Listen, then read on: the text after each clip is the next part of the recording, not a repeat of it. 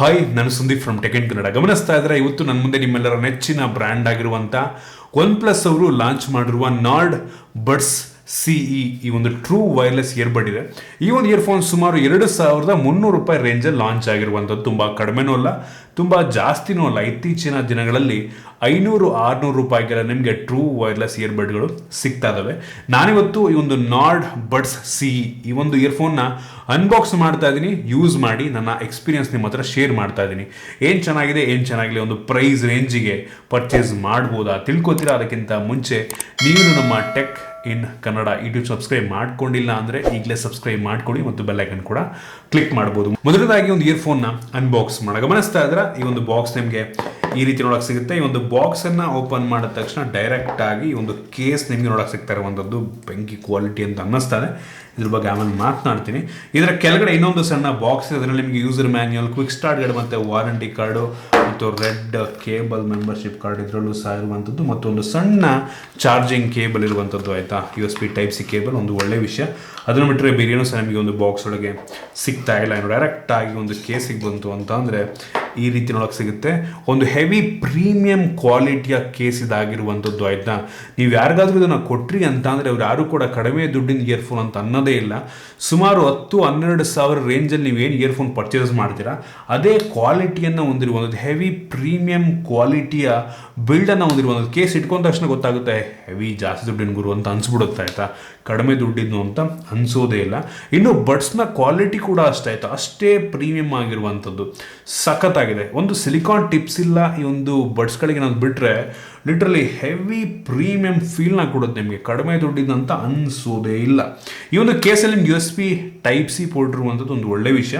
ಒಂದು ಇಂಡಿಕೇಟರ್ ಇದೆ. ಆಯಿತಾ, ಇದ್ರ ಮೇಲೆ ನೋಡ್ತಾ ಇದ್ರೆ ಸೊ ನಿಮಗೆ ಗೊತ್ತಾಗುತ್ತೆ ಪೇರಿಂಗ್ ಮೋಡಲ್ ಇದೆಯಾ ಏನು ಅಂತ. ಸೊ ಯಾವುದೇ ಬಟನ್ಸನ್ನು ಈ ಒಂದು ಕೇಸಲ್ಲಿ ಕೊಟ್ಟಿಲ್ಲ. ಇನ್ನು ಮ್ಯಾಗ್ನೆಟಿಕ್ ಚಾರ್ಜಿಂಗ್ ಡಾಕ್ ಮುಖಾಂತರ ಈ ಒಂದು ಬಡ್ಸ್ಗಳು ಈ ಒಂದು ಕೇಸಲ್ಲಿ ಚಾರ್ಜ್ ಆಗುತ್ತೆ. ಸೊ ಇದರಲ್ಲಿ ನಿಮಗೆ ಮೈಕ್ರೋಫೋನ್ ಇದರಲ್ಲೇ ಇದೆ. ಆಬ್ವಿಯಸ್ಲಿ ಇಯರ್ಫೋನ್ ಎಲ್ಲದರಲ್ಲೂ ಈಗ ಹಂಗೆ ಕೊಡ್ತಾ ಇರೋದು. ಇನ್ನು ಈ ಒಂದು ಕೇಸ್ನ ವೆಯ್ಟು ಸುಮಾರು 33 ಗ್ರಾಮ್ ಇದ್ದರೆ ಒಂದು ಬಡ್ಸ್ನ ವೆಯ್ಟ್ ಕೇವಲ 3.5 ಗ್ರಾಮ್ ವೆಯ್ಟ್ ಇರುವಂಥದ್ದು. ತುಂಬ ಲೈಟ್ ವೆಯ್ಟ್ ಇದೆ. ಕಿವಿಗೆ ಒಂದು ಲೆವೆಲಿಗೆ ಕಂಫರ್ಟಬಲ್ ಆಗಿ ಕೂತ್ಕೊಳ್ಳುತ್ತೆ. ಆಯಿತಾ, ಕೆಲವು ಜನಕ್ಕೆ ಇದು ಕೂರದೇ ಇರಬಹುದು. ಏನಕ್ಕೆ ಅಂದರೆ ಸಿಲಿಕಾನ್ ಟಿಪ್ ಇಲ್ಲ. ಸಿಲಿಕಾನ್ ಟಿಪ್ ಇದ್ದರೆ ನಮ್ಮ ಕಿವಿಯ ಸೈಜ್ಗೆ ತಕ್ಕಂಗೆ ನಾವು ಆರಾಮಾಗಿ ಚೇಂಜ್ ಮಾಡ್ಕೊಂಡು ಯೂಸ್ ಮಾಡ್ಬೋದು. ನನ್ನ ಕಿವಿಗಂತೂ ಕಂಫರ್ಟಬಲ್ ಆಗಂತೂ ಕೂರಲ್ಲ. ನಾನು ಮೋಸ್ಟ್ ಹಿಂಗೆ ಸ್ವಲ್ಪ ಓಡೋಕ್ಕೆ ಶುರು ಮಾಡಿದೆ ಅಂದರೆ, ವರ್ಕೌಟ್ ಮಾಡೋಕ್ಕೆ ಶುರು ಮಾಡಿದೆ ಅಂದರೆ ಬಿದ್ದೋಗೋ ಚಾನ್ಸಸ್ ತುಂಬ ಜಾಸ್ತಿ ಇದೆ. ಬಟ್ ಕೆಲವೊಬ್ಬರು ಕಿವಿಗೆ ತುಂಬ ಕಂಫರ್ಟಬಲಾಗಿ ಕೂತ್ಕೊಳ್ಳುತ್ತೆ. ಆಯಿತಾ, ಕೆಲವೊಬ್ರಿಗೆ ಇಷ್ಟ ಆಗುತ್ತೆ ಇದು. ಸೊ ಮತ್ತು ಇನ್ನೊಂದೇನೆಂದರೆ ಕೆಲವೊಬ್ಬರಿಗೆ ಒಂದು ಸಿಲಿಕಾನ್ ಟಿಪ್ಸ್ ಹಾಕೊಂಡ್ಬಿಟ್ರೆ ಗಾಳಿನೇ ಆಡಲ್ಲ, ಕಿವಿ ಫುಲ್ಲು ಒಂಥರ ಸ್ವೆಟ್ಟಾದಂಗೆ ಆಗಿಬಿಡುತ್ತೆ, ಫುಲ್ಲು ಬ್ಲಾಕ್ ಆಗಿಬಿಡುತ್ತೆ ಕಿವಿ ಅಂದ್ಕೊಳ್ಳೋರಿಗೆ. ಸೊ ಈ ಥರದ್ದು ನಂಗೆ ಅನ್ನಿಸ್ದಂಗೆ ಇಷ್ಟ ಆಗ್ಬೋದು. ಹಳೇ ಒಂದು ಆಪಲ್ದು ಏರ್ಪಾಡ್ಸ್ ಬರ್ತಿರ್ತಲ್ವ, ಸೊ ಆ ರೀತಿಯೇ ಇರುವಂಥದ್ದು. ಒಂದು ಕೇಸ್ನ ಡಿಸೈನು ಹಂಗೆ ಇದೆ. ನೋಡಿದ್ರೆ ಯಾವುದೋ ಆ್ಯಂಡ್ರಾಯ್ಡು ಅಂದರೆ ಆಪಲ್ದು ಒಂದು ರೀತಿ ಅದೇ ರೀತಿ ಬಿಲ್ಡ್ ಮಾಡಿರೋ ಥರ ಇದೆ. ನೋಡೋದಕ್ಕೆ ಒಂದು ಸ್ವಲ್ಪ ಹಂಗೆ ಕಾಣುತ್ತೆ, ಕಂಪ್ಲೀಟ್ಲಿ ಎಲ್ಲ. ಸೊ ಓವರಾಲ್ ಡಿಸೈನ್ ಮತ್ತು ಬಿಲ್ಡ್ ಕೊಟ್ಟು ನಂಗೆ ಹೆವಿ ಇಂಪ್ರೆಸ್ ಮಾಡ್ತು. ಜೊತೆಗೆ ಈ ಒಂದು ಬಡ್ಸ್ ಏನಿದೆ ಇದು IPX4 ವಾಟರ್ ರೆಸಿಸ್ಟೆಂಟ್ ರೇಟಿಂಗನ್ನು ಕೂಡ ಹೊಂದಿರುವಂಥದ್ದು. ಈ ಕೇಸ್ ನಂಗೆ ಅನ್ನಿಸ್ದಂಗೆ IP ರೇಟಿಂಗನ್ನು ಹೊಂದಿರೋದಿಲ್ಲ. ಈ ಒಂದು ಬಡ್ಸ್ಗಳು IP ರೇಟಿಂಗ್ನ ಹೊಂದಿರುತ್ತೆ. ಸೊ ಹಾಕ್ಕೊಂಡು ನೀವು ಬೇಕಾದರೆ ವರ್ಕೌಟ್ ಕೂಡ ಮಾಡ್ಬೋದು. Sweat proof. ಆಯಿತಾ, ಸೊ ನೀರೊಳಗೆ ಹಾಕೊಂಡು ಅದು ಬಿಡ್ಬೇಡಿ ಹಂಗಂತ. ಸೊ ಸ್ವೆಟ್ ಪ್ರೂಫ್ ಒಂದು ಒಳ್ಳೆ ವಿಷಯ ಅಂತೀನಿ. ಇನ್ನು ಈ ಇಯರ್ಬಡ್ನ ಬೇಸಿಕ್ ಸ್ಪೆಸಿಫಿಕೇಶನ್ ಬಗ್ಗೆ ಮಾತನಾಡಬೇಕಂತ ಅಂದರೆ ಇದರಲ್ಲಿ ನಿಮಗೆ ಬ್ಲೂಟೂತ್ 5.2 ಇರುವಂಥದ್ದು ಒಂದು ಒಳ್ಳೆಯ ವಿಷಯ. ಮತ್ತು ಒಂದು ಅಪ್ಲಿಕೇಶನ್ ಕೂಡ ಇದೆ. ನೀವು ಅಪ್ಲಿಕೇಶನ್ ಮುಖಾಂತರ ಆ್ಯಂಡ್ರಾಯ್ಡ್ಗೂ ಕನೆಕ್ಟ್ ಮಾಡ್ಕೊಬೋದು. ಹೇ ಮೆಲೋಡಿ ಅಂತ. ಸೊ OnePlus ಅವ್ರದ್ದು ಆ ಮುಖಾಂತರ ನೀವು ಈ ಒಂದು ಏನು ಇಯರ್ಫೋನ್ ಇದೆ ಅದನ್ನು ಮತ್ತು ಕೇಸನ್ನು ಕೂಡ ಆರಾಮಾಗಿ ಫೋನಿಗೆ ಕನೆಕ್ಟ್ ಮಾಡ್ಕೊಬೋದು. ಅಲ್ಲಿ ಬ್ಯಾಟ್ರಿ ಪರ್ಸೆಂಟೇಜ್ ತೋರಿಸುತ್ತೆ. ಅಲ್ಲಿ ಗೇಮ್ ಮೋಡನ್ನು ಬೇಕಾದರೂ ಆನ್ ಮಾಡ್ಕೊಬೋದು. ಗೇಮ್ ಮೋಡ್ ಬಗ್ಗೆ ಆಮೇಲೆ ಮಾತನಾಡ್ತೀನಿ. ಜೊತೆಗೆ ಕೆಲವೊಂದು ಸೆಟ್ಟಿಂಗನ್ನು ಬ್ಯಾಲೆನ್ಸ್ಡ್ ಮೋಡು, ಬೇಸ್ ಮೋಡು ಅದನ್ನೆಲ್ಲ ನೀವು ಅಲ್ಲೇ ಚೇಂಜ್ ಮಾಡ್ಕೊಬೋದು. ಮತ್ತು ಬಟನ್ದು ಕೂಡ ನೀವು ಅಲ್ಲೇ ಕಸ್ಟಮೈಸ್ ಮಾಡ್ಕೊಬೋದು. ಸೊ ಕೆಲವೊಂದು ಬೇಸಿಕ್ ಫೀಚರ್ನ ಒಂದು ಅಪ್ಲಿಕೇಶನಲ್ಲಿ ಕೊಟ್ಟಿದ್ದಾರೆ. ಕೆಲವು ಜನಕ್ಕೆ ಅದು ಯೂಸ್ ಆಗಬಹುದು. ಇನ್ನು ಈ ಒಂದು ಇಯರ್ಫೋನಲ್ಲಿ ನಿಮಗೆ 13.4 mm ಡ್ರೈವ್ ಇರುವಂಥದ್ದು. ಆಯಿತಾ, ತುಂಬ ದೊಡ್ಡ ಡ್ರೈವು. ಬೇಸ್ ಅಂತೂ ಅತಿ ದೊಡ್ಡ ಡ್ರೈವ್ ಇರೋದ್ರಿಂದ ಕಿತ್ಕೊಂಡು ಕೇಳುತ್ತೆ. ಆಯಿತಾ, ಬೇಸ್ ಮೋಡ್ ಒಂದು ಅಪ್ಲಿಕೇಶನ್ ಬೇಸ್ ಮೋಡ್ ಆನ್ ಮಾಡ್ಕೊಂಡ್ರಿ ಅಂತ ಅಂದರೂ ಕಿವಿ ಕಿತ್ತೋಗೋ ಲೆವೆಲಿಗೆ ಕೇಳುತ್ತೆ. ಆಯಿತಾ, ನನಗೆ ಹೆವಿ ಅಂದರೆ ಹೆವಿ ಜಾಸ್ತಿ ಅನಿಸ್ಬಿಡ್ತು. ನಾನು ಯಾವತ್ತೂ ಹೈಯೆಸ್ಟ್ ವಾಲ್ಯೂಮಲ್ಲಿ ಮ್ಯೂಸಿಕ್ ಕೇಳೋಕ್ಕೆ ಇಷ್ಟಪಡ್ತೀನಿ.